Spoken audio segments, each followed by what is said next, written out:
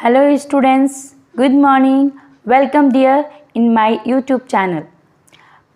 आज हम पढ़ेंगे जगदीश चंद्र बसु की जीवनी।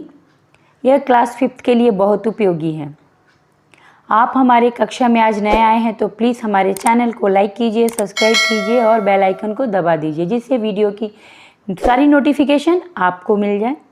साथ ही में पुराने वीडियो की लिंक डिस्क्रिप्शन में दे दी गई है, वहाँ से भी देख सकते हैं। नहीं मिलता है तो बस बसंती क्लासेस के नाम से सर्च कीजिए, मिल जाएगा।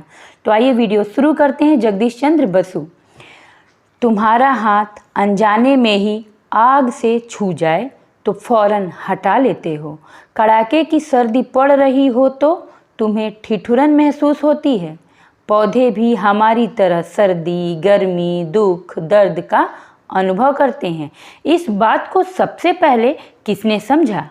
भारतीय विज्ञानी आचार्य जगदीश चंद्र बसु जी ने। हाँ जी बच्चों, अपनी खोजों से वह इस निष्कर्ष पर पहुँचे कि पौधों में भी जीवन होता है।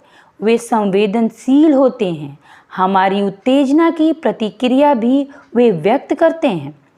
तुमने छुई मुई देखी होगी, पत्तियां छूते ही मुड़ जाती हैं और थोड़ी देर बाद खुल जाती हैं, लेकिन ऐसी तीव्र प्रतिक्रिया अन्य पौधों में दृष्टिगोचर नहीं होती, अर्थात दिखाई नहीं देती। अन्य पौधे भी प्रतिक्रिया व्यक्त करते हैं, लेकिन उसे नंगी आंखों से नहीं देखा जा सकता। उसके लिए दूरबीन की आवश्यकता होती है। प्राध्यापक बसु ने पौधों की सजीवता देखने मापने के लिए अत्यंत संवेदनशील यंत्र बनाया था जिसका नाम था कैस्कोग्राफ। इसकी मदद से यह सब जाना जा सकता है कि पौधा प्रति सेकंड कितना बढ़ता है। उसके किसी हिस्से पर चोट पहुंचाई जाए तो उसका झटका पूरे पौधे को उसके हर हिस्से पर अनुभव किया जा सकता है। बसु जी ने इन खोजों के प्रकाश में आते ही दुनिया आश्चर्य से चौंक उठी। पाश्चात्य जगत के विद्वानों ने उनका भव्य स्वागत किया। उन्होंने कई बार यूरोप की यात्रा के लिए भी बुलाया और उन्होंने कई बार यूरोप की यात्रा भी की। रॉयल सोसाइटी ने उन्हें अपना फेलो बनाया। अंग्रेजी सरकार ने उन्हें सर की उपाधि दी। महाविज्ञानी अल्बर्ट आइंस्टाइन ने उनके अनुसंधानों पर मुग्ध होकर कहा था, जगदीश चंद्र बसु ने जो अमूल्य तथ्य संसार को भेंट किए हैं उनमें से एक के लिए भी विजय स्तंभ स्थापित करना उचित होगा। बसु जी की पेड़ पौधों के प्रति दिलचस्पी बचपन से ही थी।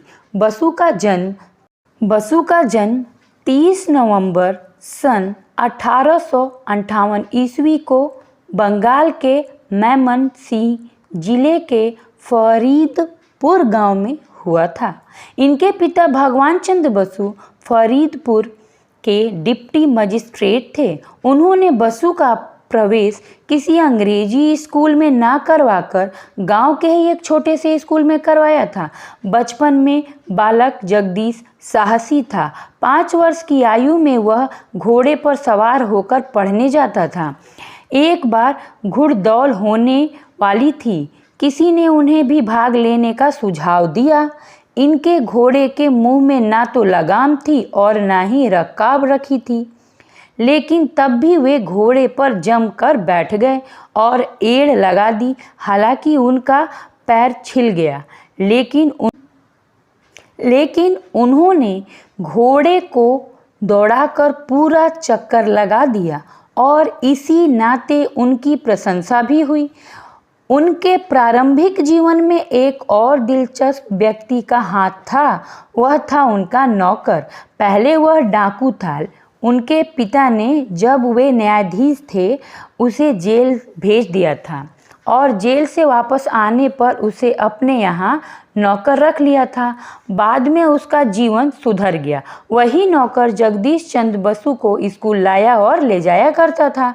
वह अपने डाकू जीवन की रोमांचक साहसिक कहानियाँ उन्हें सुनाया करता था। इससे बसु साहसी बन गए। 9 वर्ष की उम्र में जगदीश घर छोड़कर आगे की पढ़ाई के लिए कोलकाता गए। यहाँ उनके दोस्त तो थे नहीं, अतः वह मेढकों, मछलियों, गिलहरियों, विषहीन सांपों से अपना मन बहलाते थे। पौधों को उखाड़कर उनकी जड़ें देखते थे, तमाम फूल फल उगाते थे। सेंट जेवियर कॉलेज कोलकाता से उन्होंने स्नातक की उपाधि प्राप्त की। चिकित्सा विज्ञान की पढ़ाई के लिए वे लंदन गए, लेकिन स्वास्थ्य खराब होने की वजह से डॉक्टर बनने का विचार छोड़कर इन्होंने सन 1884 ईस्वी में कैम्ब्रिज विश्वविद्यालय के क्राइस्ट चर्च कॉलेज से बीएससी किया। सन 1885 ईस्वी में वे स्वदेश लौट आए और कोलकाता के प्रेसिडेंस कॉलेज में सहायक प्रोफेसर नियुक्त हुए। पहले उन्होंने बेतार के तार पर महत्वपूर्ण कार्य किया। उनके प्रयोगों की सारी दुनिया में चर्चा हुई। उन्होंने England, America, Japan, Germany, France आदि देशों की यात्रा भी की और अपने प्रयोग का सफल प्रदर्शन भी किया। बाद में उनकी दिलचस्पी पेड़ पौधों में हो गई। इटली के वैज्ञानिक मार्कोनी ने बेतार पर अनुसंधान करके नाम कमाया।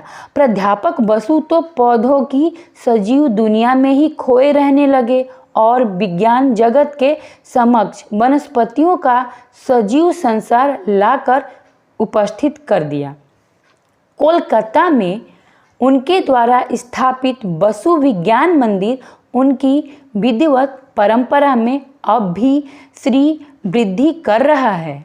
इस संस्थान के उद्घाटन के अवसर पर उन्होंने खुद कहा था, यह एक प्रयोगशाला नहीं बल्कि मंदिर है, और वास्तव में अपने मंदिर के पुजारी की भांति जीवन के अंतिम दिनों तक वे पूजा ही करते रहे। आचार्य बसु की विज्ञान के प्रति समर्पण भावना कितनी ऊंची थी यह बताया नहीं जा सकता। उनके जीवनी की इस छोटी सी कहानी से हम खुद समझ सकते हैं। इसको सुखदेव प्रसाद जी ने छोटे रूप में हमारे सामने प्रस्तुत किया है। कहा जाए बच्चों, हमें उनकी जीवनी से यह शिक्षा मिलती है कि हमें पेड़ पौधों के सुख दुख का अनुभव करना चाहिए और अधिक से अधिक मात्रा में पेड़ लगाना चाहिए। पेड़ पौधे काटना नहीं चाहिए। धन्यवाद।